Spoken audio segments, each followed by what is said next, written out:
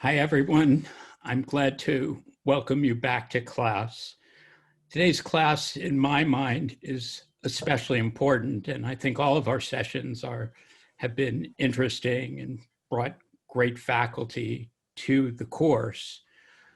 But today we're going to focus especially on patients and caregivers' experiences in managing people who were infected and suffering from COVID-19. When Ingrid and I started planning the course, I think we realized immediately that you can't study a problem of pandemics and disease without placing right at the center the experience that patients, their loved ones, their families, their communities are experiencing.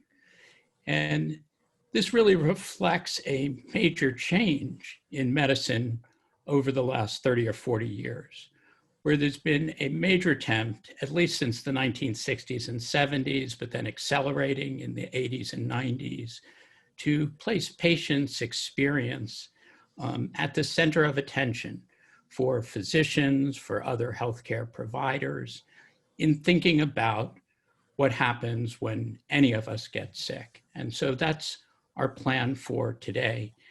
This emergence of what we sometimes call patient-centric care or shared decision in medicine and health is really one of the major transformations of medicine here in the US and around the world over these last decades.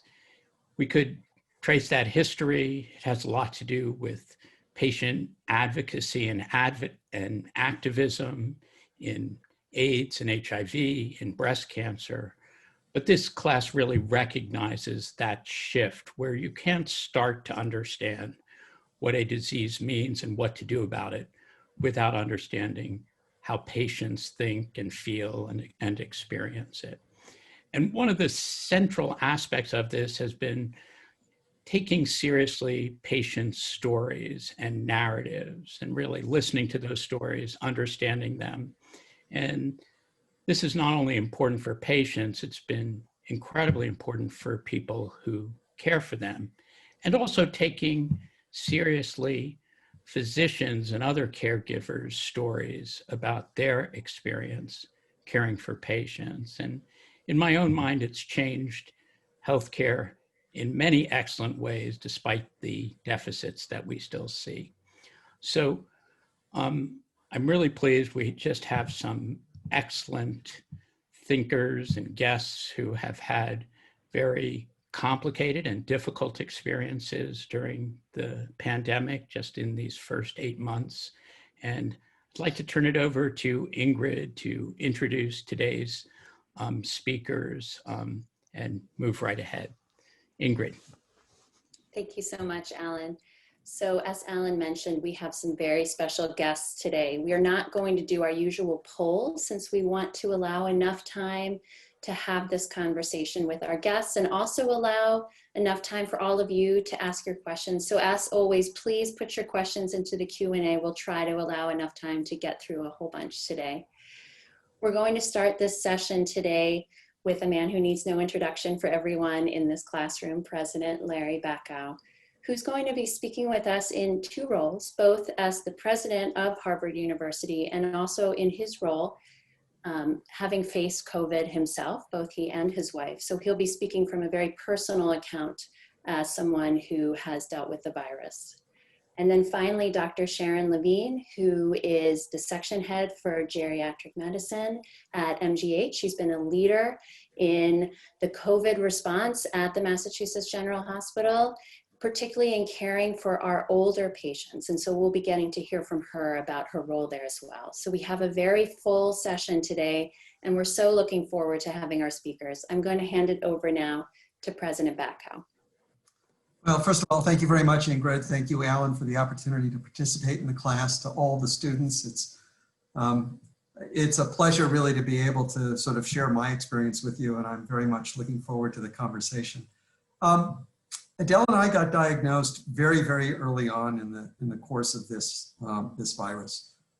In fact, if I recall correctly, I think we were maybe the 9th and 10th people associated with Harvard to be formally diagnosed in terms of faculty and staff and affiliates with the virus at the time. Adele actually had a cough for about a week. She had actually gone to see her primary care physician, who looked at her and said, "Oh, you're fine. You're not infectious." Nobody thought about COVID at the time. This was still in relatively early March, and we didn't think much about it. Her cough seemed to resolve itself and disappear. Then we both developed a cough. We developed fever, about 102 fever. Felt like the flu. I had terrible muscle aches, chills. Felt like the flu. I called my physician, my primary care physician, who said you might have, coronavirus, as we knew it back then, before we started calling it COVID. And he said, you should get a test. We got in the car, we drove ourselves. I continued to get my medical care at Tufts. I was president of Tufts for 10 years and got a complicated medical history, kept my doctors there. And so I said, how do we get a test? And he said, well, you can just come to the hospital. And so we drove ourselves to the hospital. We stood in line at a walk-in clinic that they had set up for people to get tested. And we got tested. And I mentioned that because there was some debate whether or not we got special treatment. The folks at the hospital had no idea who we were. We were just 2 more patients standing in line to get tested. And then, of course, we were diagnosed. For us, we were fortunate. It felt like a bad case of the flu. We spent about the next week to 10 days in bed. Then, as our fever ultimately resolved itself, we spent another 10 days to 2 weeks just trying to get our strength back. By the end of the day, we were always beat. By around 3 o'clock, both of us had to lie down and take a nap. I took this very seriously in 2004 when I was president of Tufts. I was diagnosed with an autoimmune condition similar to lupus. It's not classic lupus, but my rheumatologist said it was lupus-like. And that required me to be hospitalized 9 times over a 6-month period. I spent a total of 30 nights collectively in intensive care at the time. And since then, I've been immunosuppressed to treat this disease. So I took it very, very seriously from the start. And in fact, for the 10 days prior to getting sick, I had literally no contact with anybody other than Adele. We were just isolated in the house. We'd already started working remotely as an institution. So I made a decision as soon as we were diagnosed to be quite public with it and sent a message to the community, which many of you received. This actually resulted in the one humorous element of this. Adele and I were lying in bed, sick, watching CNN, when Anderson Cooper announced to the world that the 2 of us had the coronavirus. There are many aspects that are strange about being Harvard, but this is one that is right up there. But I decided it was important to be public, in part because I wanted everybody to take this disease quite seriously. And I knew it could have consequences for all of us, that we were all vulnerable, we were all at risk. And I was particularly concerned about vulnerable populations, of which Adele and I were one by virtue of our age. We both just turned 69, but also given my pre-existing condition. Fortunately, we managed to avoid the problems that plagued so many people and landed them in the hospital. And I'll say just one more thing about my primary care physician, which the doctors on the call will appreciate. About 10 days to 2 weeks before I came down with COVID, he called me up on his own and said, Larry, given your history, I think there's more risk for you being immunosuppressed at the moment now than there is not being immunosuppressed. So he actually took me off my Imuran. So I don't know if that meant that I bounced back a little bit faster or whatever. But anyway, if there's a lesson here to the students, it's listen to your doctors. So it's my story. Let me stop there. Thank you so much, President Bacow. I think there are going to be a lot of questions for you, but I think that is an incredibly informative story. And I think it speaks to the wide range of experiences that people have with COVID.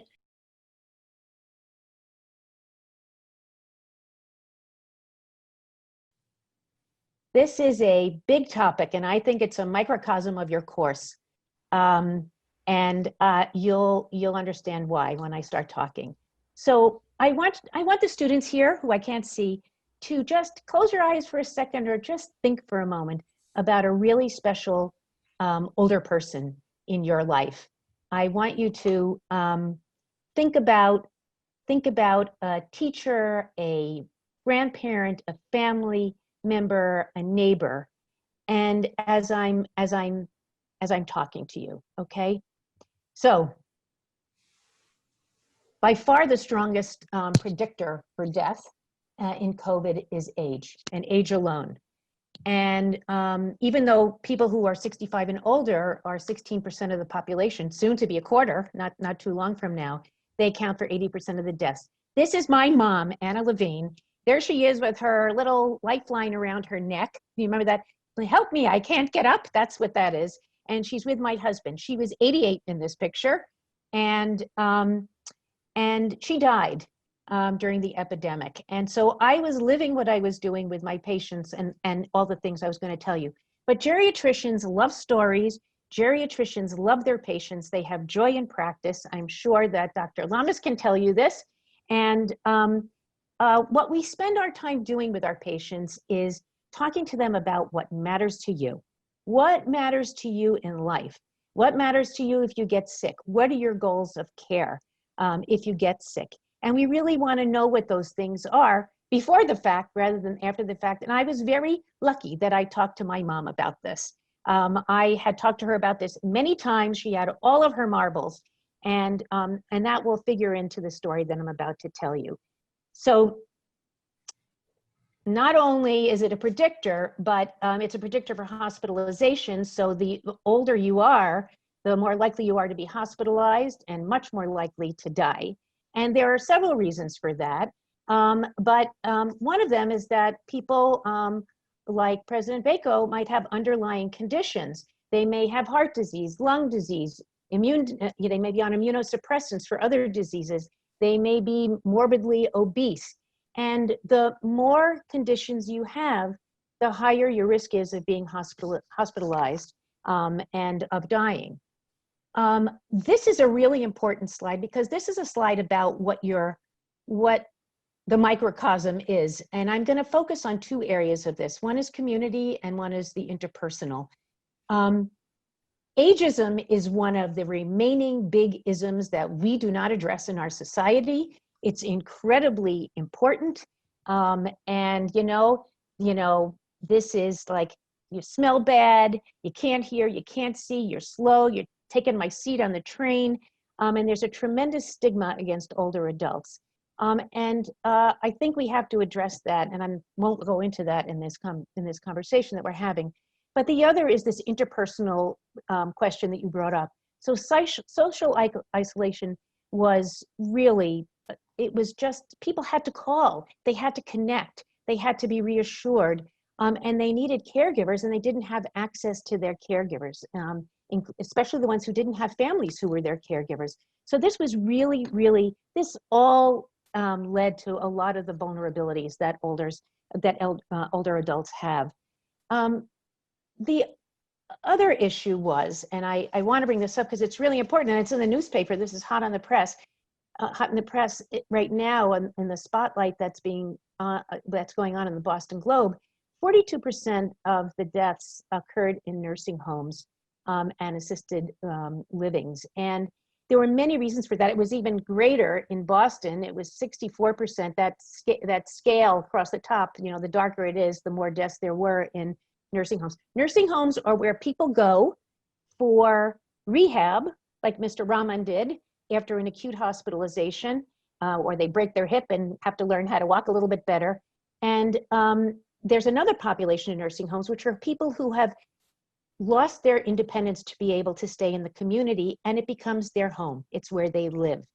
And the second is paid for by Medicaid. The first is paid for by Medicare. Assisted livings are not nursing homes. There are not nurses all over the place. There's a personal care person who helps you get bathed and dressed and get ready for the day and maybe gives you your medicines, and you live in a little studio apartment. But if you get sick, there are not millions of people around you. You are living in an environment that was closed. People were not allowed in, people were not allowed out. If you went to a hospital, they wouldn't let you come back to your assisted living. And so the families could not get in. And people who are of a certain age don't know how to use iPads, iPhones, FaceTime, Zoom. You know, you saw a lot of this when you tried to like talk to them on the phone. So it was really a challenge. The issues in the nursing homes and assisted livings was that this wasn't this was not every one of these facilities, but several, was that there was no PPE. Their infection control policies were on a scale of not too existent to very existent. There was questions about cohorting of patients to separate those with COVID and not. There was very limited testing. There was staff, the clinical nursing assistants who work in these institutions are Black and brown mostly. These are minimum wage jobs, about $14 and change an hour. They work 2 or 3 shifts at different places or in patients' homes. And so a lot of them brought disease in, or they got disease in the homes doing this incredibly frontline work. And I will tell you as a caregiver whose mom was in one of these places, you couldn't get in touch. You couldn't reach a nurse. You couldn't reach anybody. And I'll tell you the story of my mother afterwards, but it was very frustrating and scary at the same time.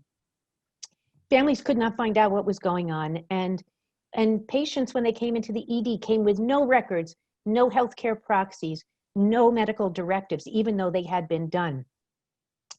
So this was, everybody knew this was coming.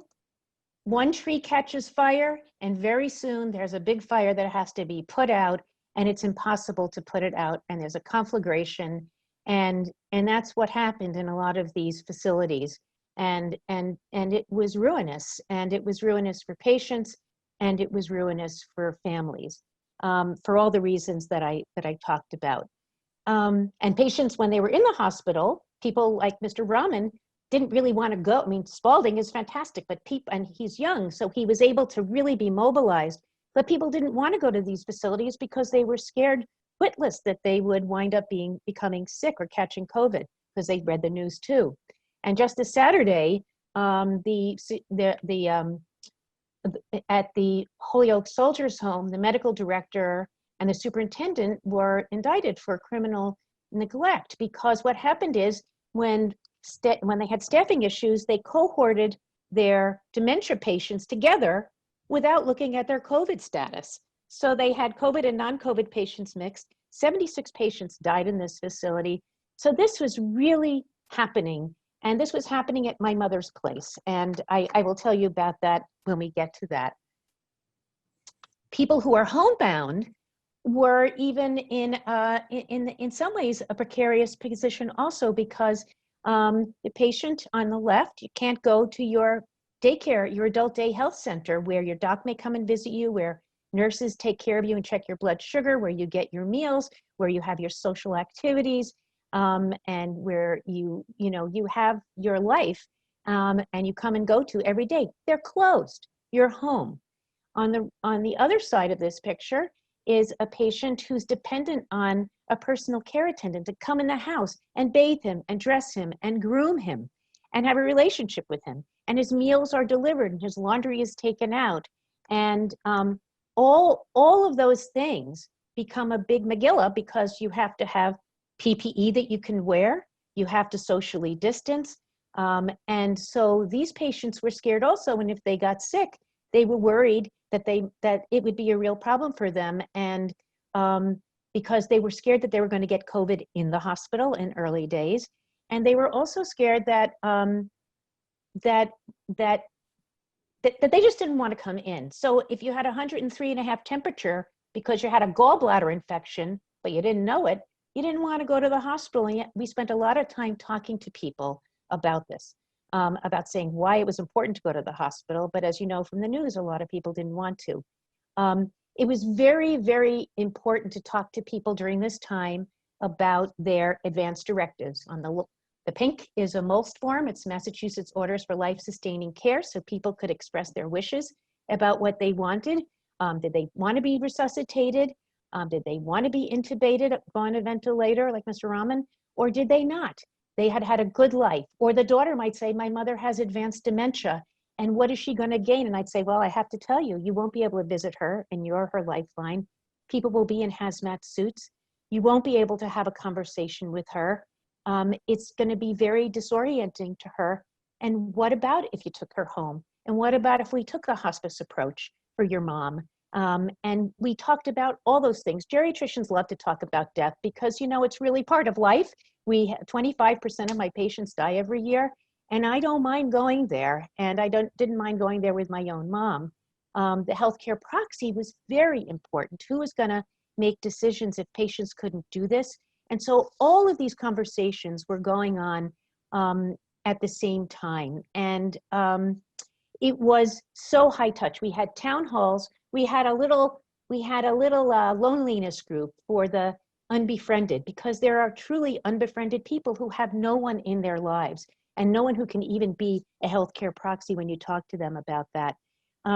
So we just talked a lot with patients. If they got COVID, we called them. If they wouldn't come in to be tested, we kept them home. And if we could get testing at home, we did it. We called them every single day to see how they were doing, no matter how many patients we had. This was a lot of phone calls. And we just kept having serious illness conversations. The kinds of conversations I had had with my mom when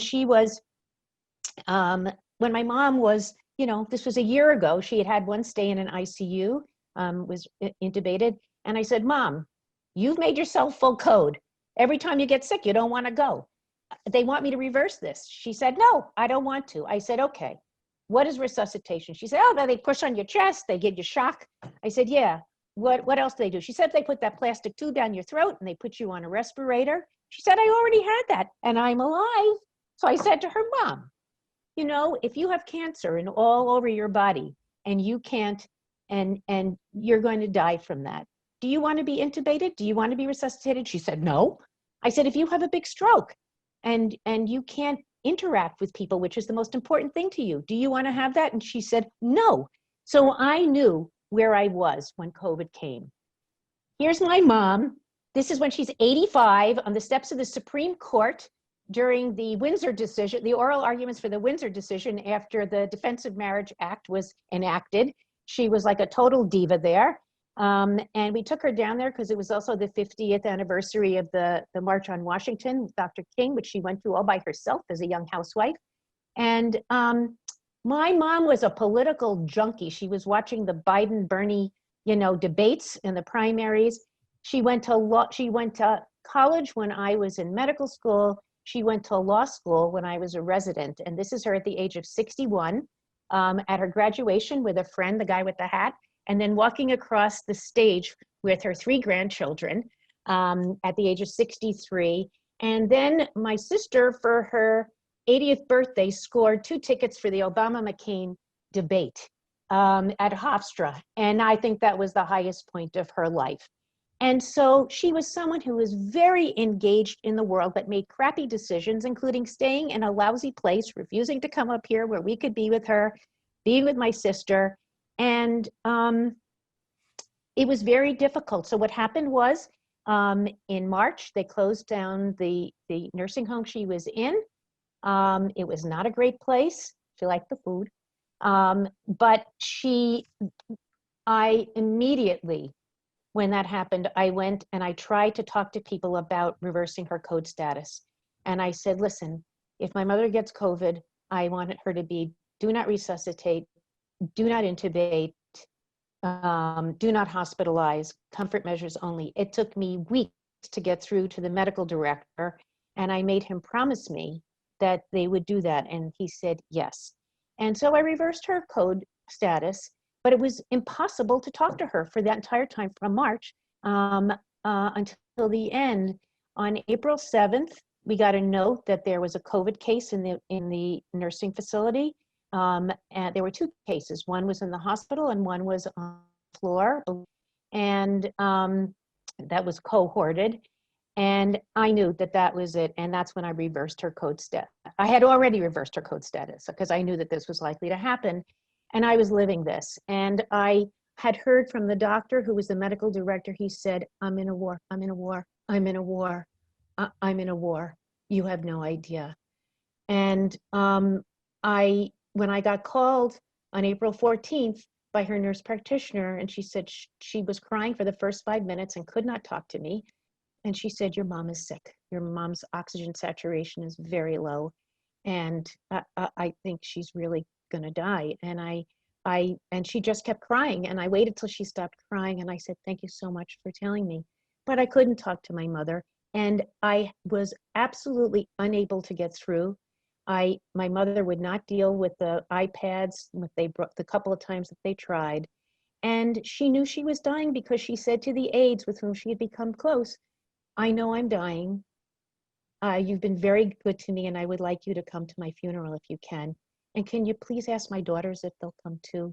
And that was a terrible thing to hear because, it was, I think what she was trying to do was trying to distance herself from us so that she could die.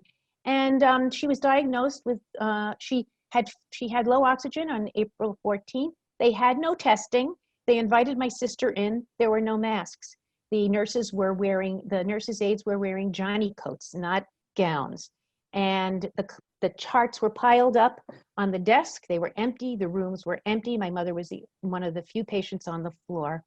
And she died. She died about 2 weeks later. They tested her eventually a couple of days later because once they got the tests.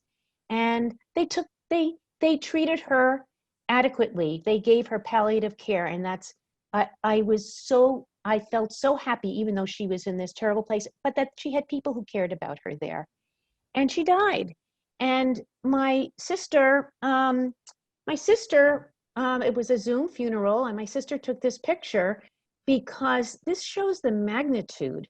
My mother's grave was one of many. If you look down that whole row, it's one new grave after another. And my sister was there with my brother-in-law and my nephew and his wife and the rabbi and the grave diggers in the hazmat suits.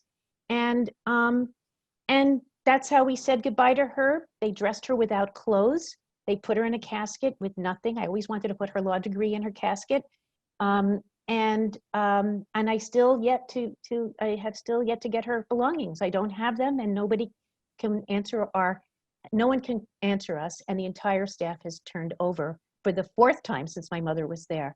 So I was living this with my patients. I understood it. I got it. I knew what the frustrations were, but I felt so blessed that I knew what my mother wanted, because I said to her, Mom, and what if they want to send you to the hospital and you say you won't go, and they call me and say what to do? She says, you decide. So I did. I decided, and I felt fine with my decision, and my sister felt fine with my decision, and that's all that really counted.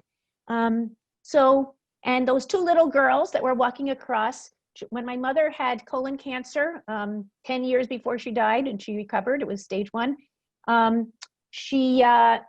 the surgeon said to her, what's the most important thing? What matters to you most? And she said, to see my grandchildren gainfully employed. And there's one who's an urban planner, the other one who's an assistant principal in a South LA public school, and her other grandchild is a lawyer. And so I think that she would have been very, very happy. She was very happy and very proud of them. And I only wish she had had a chance to vote in this election. That's my biggest wish, would have been for her to be able to take part in voting, but she was very good at doing. In this picture, she is about 88 also. So that's my mother, and that's my double helix of caring for patients and being a patient advocate for my mom as well as my patients, and what it felt like. And I understood it, and I got it, and I'm okay.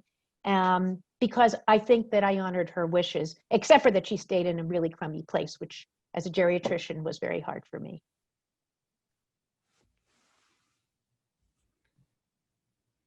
Dr. Levine, I really want to thank you. There is, in telling stories like this of, one's family and eventually loss, something just so generous. And I have to say, I found all of the discussion, if there's one word that characterizes both these exceptional caregivers and these patients who have had experiences that they have agreed to share with our class, is a sense of generosity. And I know that the best caregivers always understand that. And, I've had very good medical care, and many of the things that people have said about trust and resilience and recovery and the character of caregivers' relationships with their patients are at the center of this. And all of you weren't here last week, but we recognized in the class that 200,000 Americans had died actually during the hour that we were in class together. And I raised the question, how do we make sense of this? How do we take a big number like that, or the number that you see in today's paper of 1 million deaths worldwide, and try to make sense of it and give it meaning and to understand what's at stake? And today's presentations really do that. So there are I have many questions, but there are many questions from our students, and we have time to bring them on or ask their questions. So I think we should turn to that, and maybe at the end, Ingrid and I will come back with some additional questions. But I just want to reiterate, how important I think this is to be able to understand the human character of illness and recovery and loss. So thanks to all of you, and let's open this up for questions.